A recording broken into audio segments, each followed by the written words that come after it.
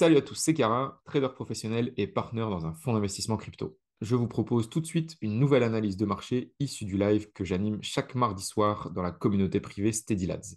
La suite de ce live analyse des positions prises sur un portefeuille de 100 000 dollars. Suite à cela, nous échangeons en direct avec les membres. Si vous voulez nous rejoindre, le lien est en description. Allez, c'est parti. Donc on commence comme d'habitude par Total. Total, c'est donc la capitalisation totale du marché des cryptoactifs. Donc, c'est l'ensemble de la capitalisation de toutes les cryptos qui existent sur le marché des cryptoactifs. Actuellement, on est à 3,82 trilliards sur le marché des cryptos. Pour reprendre un petit peu d'analyse technique sur ce graphique-ci, donc si on dézoome et qu'on se met en weekly, on voit qu'on a eu des phases ici paraboliques par le passé, donc bull run 2017, bull run 2021. Et depuis 23, fin 23, octobre 23, on a commencé un nouveau bull market qui n'a pas du tout la même forme que les bull markets précédents. Là où précédemment, on avait vraiment une envolée des prix explosive. Hop, ici, on avait vraiment une belle parabole qui se dessinait. Eh bien, sur ce bull market-ci, on n'a pas du tout une parabole, on est plutôt sur quelque chose d'assez linéaire. Ça se voit bien sur le graphique, tac, tac, et ici plutôt droit. Donc ça continue de monter, mais on a quand même un bull market qui est beaucoup plus compliqué que les bull markets précédents. Typiquement, les bull markets précédents, ben, on achetait une cassure de consolidation et ça montait globalement de façon assez facile pendant pas mal de temps, comme on l'a eu ici aussi. Il suffisait de rentrer en octobre 2020 et puis on montait pendant quelques semaines. A contrario, ce qu'on a eu depuis 2023, c'est des périodes, alors toujours avec une belle progression assez rapide en quelques semaines, mais avec des consolidations qui étaient beaucoup plus longues et beaucoup plus piégeuses. Donc ça n'empêche que on a eu une belle zone ici pour l'instant, une belle hausse depuis le mois de mars 2025. Donc il y a eu des belles perfs qui ont été faites, hein. Et on a réussi à casser l'ATH de décembre 2024. Donc on avait un premier ATH qui avait été cassé. Donc ici, l'ATH de novembre 2021, on l'avait cassé en novembre 2024 et on était venu replonger en dessous. On était venu le retester en juillet 25. On l'avait cassé. Donc, on l'a cassé ici, on est toujours au-dessus. Et pour l'instant, on consolide toujours dans cette zone-ci qui se situe au-dessus du all-time high 2024. Donc, ce serait sympathique de voir une continuation de la consolidation avec une extraction par le haut, parce que c'est vraiment dans ces périodes-là qu'on arrive à avoir des belles performances sur le marché des cryptos. C'est quand on a vraiment des grosses cassures de consolidation pour reprendre de la tendance. Ici, globalement, si on regarde le marché, on peut se rendre compte que depuis début juillet, en fait, sur le marché des cryptos en général, il n'y a pas grand-chose à faire. On est vraiment dans une consolidation.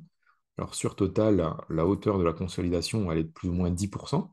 En fait, on est juste dans un range où on vient taper les bornes hautes et les bornes basses sans vraiment avoir de la directionnalité pure sur le marché.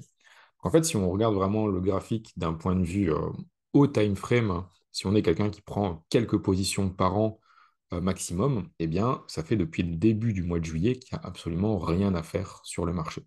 Si on zoome un peu plus en 3 jours, on avait remarqué donc ce premier retest du all-time high en 2024. Ça ici, je vais l'afficher seulement en weekly. Et donc, on avait eu ce premier retest, on avait fait une belle poussée par la suite avec des nouveaux plus hauts. On s'était dit, OK, très bien, l'été est magnifique, on va avoir peut-être une belle alt season pour finir l'été. Et pas du tout. On a eu une belle consolidation ici sous forme de falling wedge. Donc, ça, c'est un biseau descendant, c'est une figure qui est haussière. On l'a cassé par le haut, consolidation. Donc, si on se souvient bien, c'était au moment où on a eu tout ce qui était tarif, hein, pas le tarif, pardon, le rate cut, donc la diminution des taux au niveau des US, hein, avec par la suite, ici, une cassure de cette consolidation par le bas. On a fait du coup une belle baisse ici, une baisse de un peu moins de 8%, et on est venu clôturer en 3D sur cette zone de support. En fait, techniquement, on est toujours dans cette phase de consolidation et on n'a pas de tendance baissière avérée. En 3D, on a un point haut ici qui est plus bas que le précédent. Donc ça, c'est vraiment un début de période baissière, donc vraiment de tendance baissière. Par contre, ici, on n'a pas encore cassé le nouveau plus bas sur clôture. Donc, on pourrait très bien avoir même quelque chose comme un double bottom, hein, comme ceci. Hop, un premier, un deuxième. Normalement, un double bottom, ça se fait plutôt sur des périodes basses. Donc, en fait, un double bottom, théoriquement, on a une tendance baissière, un point bas, une remontée du prix, un deuxième point bas, une deuxième remontée du prix. Et ce qu'il faut, c'est que les bottoms ici soient au même prix. Et la validation du double bottom, elle n'est que à la cassure, ici, de ce qu'on appelle la ligne de coup. Et donc, c'est réellement à cet endroit-ci qu'on rentre en position pour valider la figure de double bottom. Et en général, si on regarde même sur le RSI, on a souvent un RSI qui fait un point bas ici, qui remonte, qui fait un point bas ici, mais qui est plus haut que le précédent. Et donc, on a un semblant de divergence qui se fait. On n'a pas vraiment de divergence parce que les points bas au niveau du prix sont au même niveau, mais par contre, au RSI, on a déjà une remontée. Tout ça pour vous dire que généralement, les double bottoms, pour être complètement alignés avec la théorie, ça se forme sur des bottoms et non pas sur des continuations de tendance. Ici, on est plutôt sur de la continuation de tendance haussière, parce qu'on a une tendance haussière ici depuis le mois d'avril. On pourrait avoir une continuation, mais ce n'est pas la figure parfaite d'un point de vue théorique. Ça veut dire que la validation de ce double bottom serait à la cassure des nouveaux plus hauts ici. Et si on fait une cassure de nouveau plus haut ici, eh bien on aurait une potentielle reprise de tendance haussière parce qu'on n'aurait pas de nouveau plus bas, mais par contre on aurait un nouveau plus haut ici par rapport à ça. Donc pour l'instant, globalement, sur Total, on est toujours dans une période d'incertitude où on est dans de la consolidation. Malheureusement, en trading, il faut prendre son mal en patience très souvent et une part importante du trading, c'est vraiment la patience, rester assis sur ses mains et savoir ne rien faire. Si vous cherchez absolument à avoir de l'adrénaline et bouger tout le temps sur le marché, acheter, revendre, en général, c'est pas comme ça qu'on arrive à être profitable sur le long terme. Ça, c'est pour Total en 3D. Si on passe maintenant sur Total en weekly et qu'on regarde le RSI, je pense que je vous l'avais déjà présenté par le passé, mais on a une très belle ligne de tendance ici sur le RSI. En général, les lignes de tendance sur le RSI, elles sont amenées à être cassées et à projeter les prix encore plus haut. Donc on pourrait imaginer que ceci, ce n'était qu'une consolidation, comme on l'a eu ici, et que si on vient casser la ligne de tendance là, eh bien on repartirait vers plutôt une exponentielle, comme on a eu les fois précédentes sur les marchés haussiers de 2017 et de 2021. Pour l'instant, c'est trop tôt pour dire qu'on va arriver à quelque chose comme ça, mais c'est un espoir qu'on pourrait avoir si on a une cassure de cette trendline. Pour l'instant, on n'a pas de cassure de la trendline et on pourrait avoir un graphique qui reste totalement correct et totalement plausible avec quelque chose comme ça.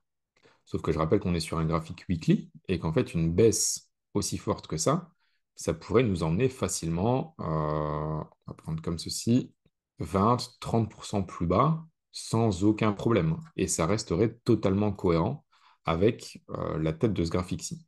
Donc, on sait que sur du long terme, ça a une belle tête, hein, c'est haussier.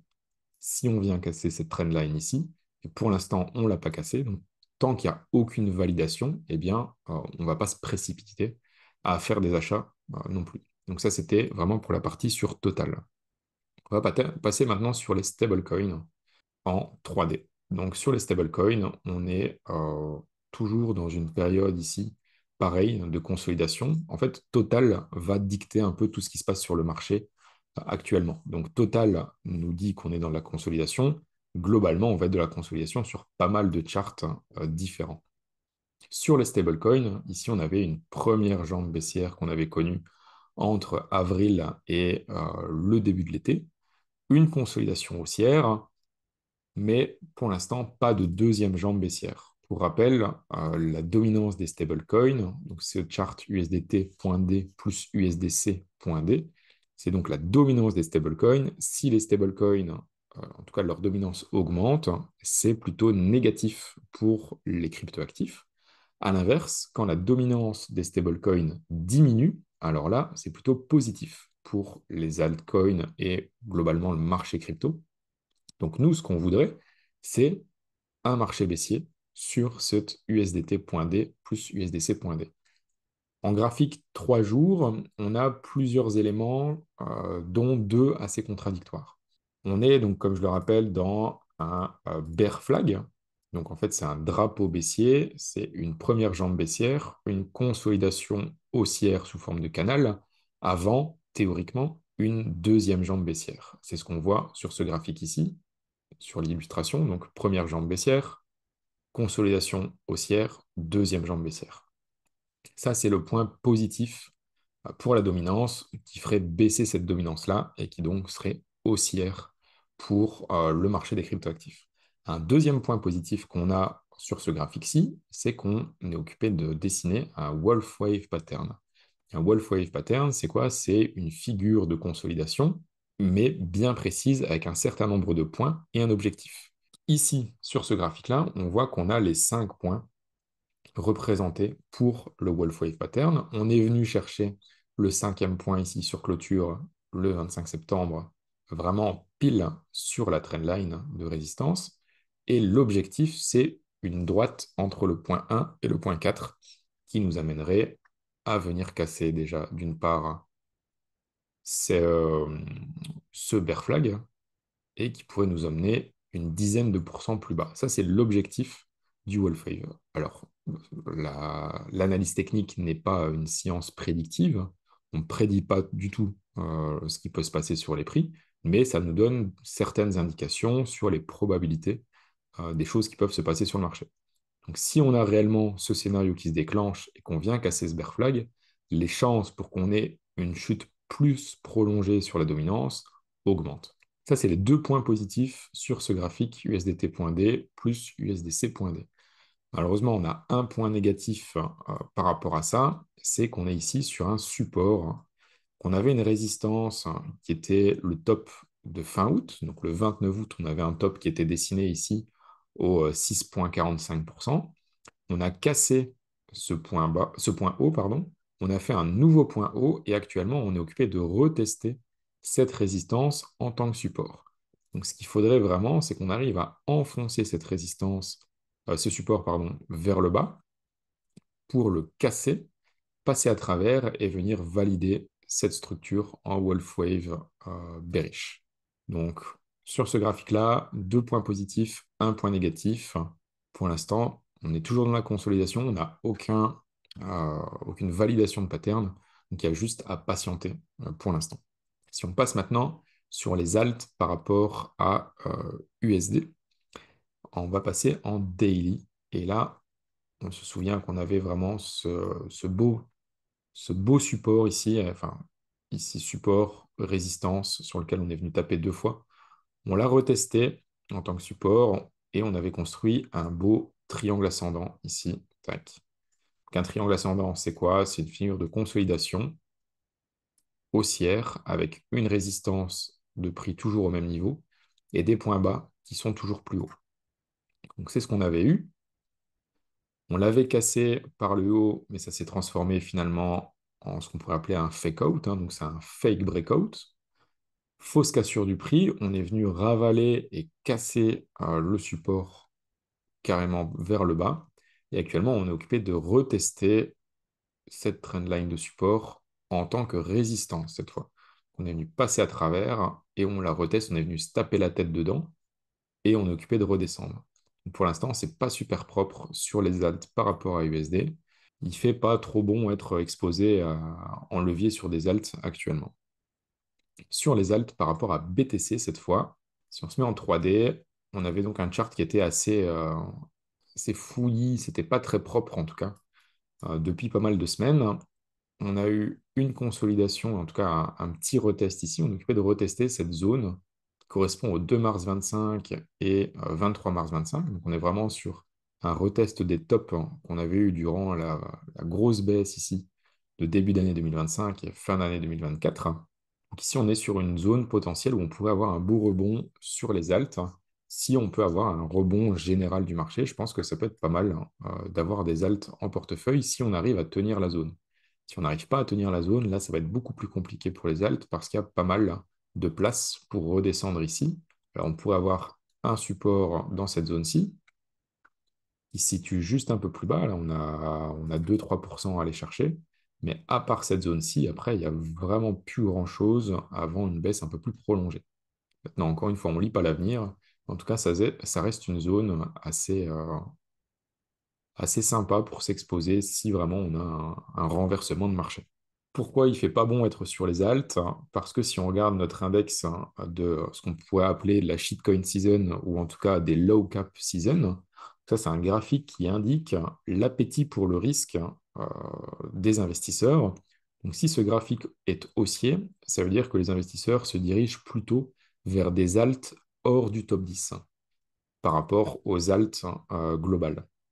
Et ici, on peut voir qu'on est occupé de faire des nouveaux plus bas. Donc, on avait fait des nouveaux plus bas ici, on était remonté dans la boîte. Et là, on est occupé d'en ressortir et de refaire des nouveaux plus bas. Donc, clairement, l'appétit des investisseurs pour les alts n'est pas là actuellement. Donc, pour l'instant, il faut simplement patienter pour qu'un jour, on ait une consolidation comme celle-ci, mais qu'on en sorte par le haut plutôt qu'en sortir par le bas. Donc voilà, pour l'instant, patience, patience, c'est pas le moment de s'exposer avec des grosses parties de capitaux sur des petites altcoins. On va passer maintenant sur un graphique qui est plutôt intéressant. On va passer sur Ethereum. Ethereum en 3D et même plus globalement en weekly. Donc en weekly, Ethereum sur clôture avait un point haut ici de sa consolidation. Je ne peux pas tenir vraiment compte de la première consolidation qu'on avait eue en 2021, même si elle est quand même très bonne aussi, hein, parce qu'on peut voir que les points hauts qu'on avait connus au mois de mai 21 et au mois d'août 21, eh bien, ils sont quasiment au même endroit, aux alentours des 3 900, 4 000 dollars. On va plutôt s'attarder sur la consolidation de 2024 où le point haut qu'on avait connu en termes de clôture hebdomadaire, il était aux alentours des 4 000 dollars, 4 006 dollars exactement. On a eu la consolidation ici depuis mi-août sur Ethereum, donc on consolide, on a eu un très beau début d'été.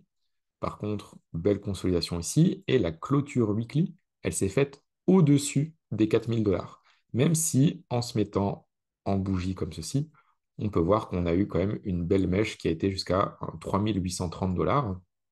Mais par contre, la clôture, elle s'est effectuée juste au-dessus. En 3D, eh bien, on a eu exactement la même chose. Donc, on a une zone qui est très précise aux alentours des 4 000 dollars.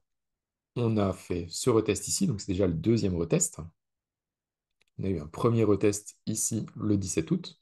Maintenant, deuxième retest, et encore une fois, les acheteurs ont prouvé qu'ils étaient là et ils sont venus défendre cette zone des 4 000 dollars.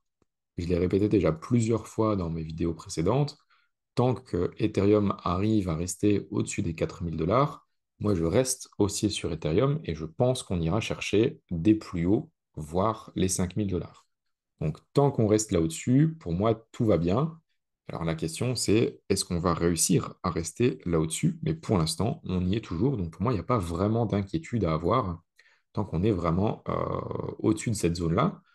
On est vraiment sur une belle consolidation, une belle boîte qui dure depuis début août. Donc ce ne serait pas du tout déconnant d'avoir une sortie par le haut parce qu'on est venu reprendre de la force en s'appuyant sur le support des 4 000 dollars. Au niveau du RSI, il n'y a pas grand-chose à dire. On est assez bas. On est dans les alentours des 50-55 sur le RSI. En daily, il n'y a pas grand-chose non plus. Peut-être une trendline à dessiner ici.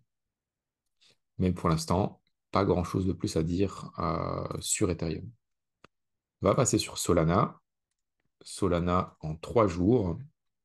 Et de la même manière qu'Ethereum, Solana, tant qu'on est au-dessus des 200 dollars, c'est plutôt une bonne affaire. Donc, à l'époque, on avait les 136, même les 130 dollars qui avaient fait support précédemment. Ici, on est vraiment sur cette zone de support à 200 dollars où on a un top le 11 août, un deuxième le 20 août. On est venu clôturer 2 fois juste sur cette zone-là le 29 août et le 4 septembre avant de faire une plus grosse hausse. Donc, c'était une hausse quand même de un bon 20%. On a eu une grosse correction, mais on est venu clôturer au-dessus de cette zone en 3D, alors que pareil, hein, Solana, il est venu mécher bien loin jusqu'à 190 $. Hop. Mais pourtant, on est venu clôturer au-dessus. Donc pareil, Solana, tant qu'on est au-dessus des 200 $, pas d'inquiétude de notre côté. Par contre, si on devait venir clôturer en dessous des 200 $ en 3 jours sur Solana, ça commencerait à sentir le roussi pour Solana. Et on terminera par Solana versus BTC et Bitcoin ensuite. Solana versus BTC en 3 jours, on est venu clôturer sur le support ici. Donc on a un support avec ce point bas de décembre 24 qui a servi ici de résistance. On l'a cassé, on est venu rebondir, on a clôturé là. Mais Solana continue de descendre en dessous de ce support-là. Donc je pense que une des prochaines possibilités pour bien s'exposer sur Solana, c'est le retest du mois de mai 2025, où on aurait ici une belle zone, la zone ici, pour pouvoir acheter du Solana par rapport à du Bitcoin et une potentielle reprise, hop, comme ceci, de Solana par rapport à Bitcoin. On est toujours dans un renversement de tendance sur Solana. Donc, pour rappel, on avait des points hauts qui étaient toujours plus bas et des points bas toujours plus bas également, avant un inversement de tendance où ici, on avait eu un point haut qui était égal au point haut précédent, un point bas qui était plus haut que le point bas précédent. Et finalement, on avait cassé cette consolidation-là avec un nouveau plus haut. Et là, actuellement, on attend de voir où est-ce qu'on va clôturer ce point bas pour pouvoir rebondir plus fortement et repartir de manière haussière sur Solana. On va passer rapidement sur Bitcoin également. Bitcoin, pas grand-chose à dire. On est globalement dans un range entre les 117 000 et les 108 000 $. On est venu chercher 2 fois le haut du range, 2 fois le bas du range. Par où est-ce qu'on va sortir? Pour l'instant, on n'en a aucune idée. Si on sort du range par le bas, la prochaine target, c'est quasiment les 100 000. Par contre, si on sort par le haut du range, pour moi, les nouvelles targets, ce sont les all-time high, donc des nouveaux ATH. Pour l'instant, on n'a aucune idée de par où on va sortir. Attendons de voir si on a d'autres rate cuts avant la fin d'année. Est-ce qu'on a d'autres problèmes qui vont arriver, par exemple des guerres quelque part sur la planète? On n'en sait rien pour l'instant. En tout cas, comme vous avez pu le voir sur beaucoup de graphiques différents, c'est un appel à ne rien faire. Tout simplement, patientons et restons hors du marché si vous l'êtes. Cherchez des points d'entrée si vous avez du cash de disponible. En tout cas, ce n'est pas du tout le moment pour reprendre des gros leviers parce qu'on n'est pas du tout dans une période d'euphorie et on n'est pas dans une période où il y a de gros achats à faire sur le marché. Alors, niveau saisonnalité, septembre est habituellement un mois baissier sur Bitcoin, sauf que cette fois-ci, eh bien, c'était haussier sur Bitcoin. Donc depuis le 1er septembre, Bitcoin est à plus 4%. Par contre, en général, octobre est un mois fortement haussier sur Bitcoin, donc on appelle ça le Uptober. Euh, Est-ce qu'on va avoir droit à une belle saisonnalité pour terminer l'année? Parce qu'on se rappelle également qu'en général, les alts sont en bonne forme sur la fin d'année. On se souvient d'ailleurs d'un mois de novembre très positif pour les portefeuilles l'an dernier. Attendons de voir. Pour l'instant, il ne faut pas se presser, il faut simplement être à l'affût. Et si des opportunités se présentent, eh bien, il faudra savoir sauter dessus. Par contre, il est préférable de ne pas gaspiller son portefeuille avant que cette période-là arrive. Donc voilà, ça c'était pour cette première partie d'analyse sur les big caps et les différents indices qu'on a chez nous, chez Steady Lads. Maintenant, on va passer à la partie live plus privée avec les membres de Steady Lads, l'analyse du portefeuille, l'analyse des différentes positions. Si vous souhaitez nous rejoindre, n'hésitez pas, le lien est directement en dessous dans la description. Et on s'y retrouve pour des lives hebdomadaires, donc tous les mardis soirs, mais également des chats en ligne et différentes analyses, positions, weekly review, etc., etc. Cliquez sur le lien et vous en verrez plus. Ciao, ciao.